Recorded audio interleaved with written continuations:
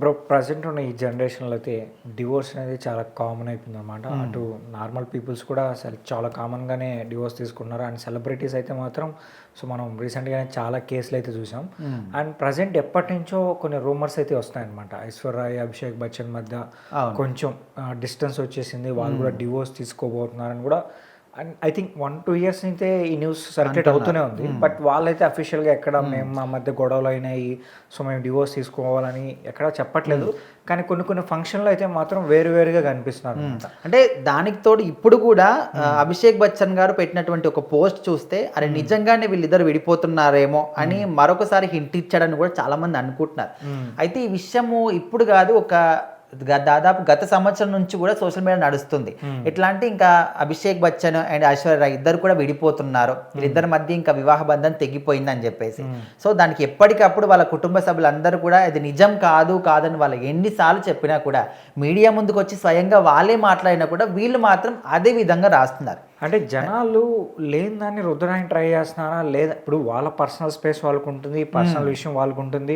If in case వాళ్ళు ఏదైనా గొడవ జరిగి విడిపోవాలనుకుంటే అది వాళ్ళ ఇష్టం, వాళ్ళు ఎవరికి చెప్పాల్సిన అవసరం లేదు. వాళ్ళ కుటుంబ సభ్యులతో మాట్లాడుకొని వాళ్ళ పాటికి వాళ్ళు విడాకులు తీసుకోవచ్చు, లేదా దూరంగా ఉండొచ్చు, ఏదైనా చేసుకోవచ్చు. అంటే బట్ ఇక్కడున్న పబ్లిక్ అలాగే మీడియా ఐ థింక్ ఎందుకు ఇంత ఫోకస్ చేస్తుంది అంటే అప్పట్లో మనం చూసుకుంటే వాళ్ళ మామగారు ఎవరైతే ఉన్నారో ఆయన కూడా ఐశ్వర్య రాయ్ని అన్ఫాలో చేశాడు సోషల్ మీడియా అకౌంట్లు అని చెప్పేసి.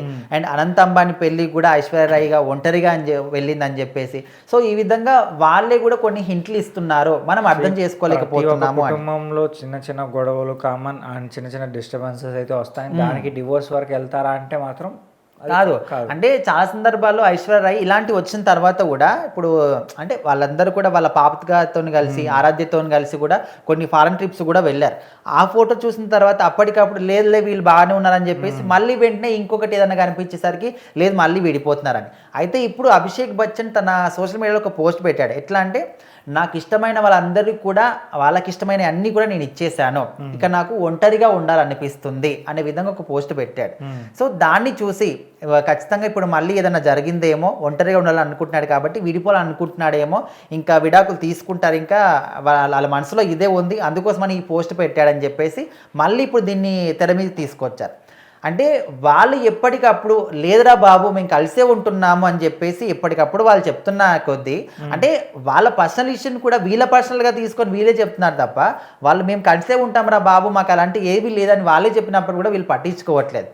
ఏదేమైనప్పటికీ సోషల్ మీడియా గురించి తెలిసిందే, సెలబ్రిటీస్ గురించి ముఖ్యంగా ఎప్పటికప్పుడు వాళ్ళు ఉన్నది లేనిది ఊహించుకొని కూడా రాస్తూనే ఉంటారు. అవన్నీ కూడా పట్టించుకుంటే ఎవరు కూడా ఉండలేరు. కాకపోతే సెలబ్రిటీస్ కామన్గా విడాకులు అనేది చాలా కామన్గా జరుగుతుంది, కానీ వీళ్ళు చేస్తున్నారంటే లేదు, దాని గురించి వాళ్ళు ఎప్పుడు కూడా అఫీషియల్గా చెప్పలేదు. ఒకళ్ళు నిజంగా విడిపోతే వాళ్ళే అఫీషియల్గా చెప్తారు, అందులో నో డౌట్.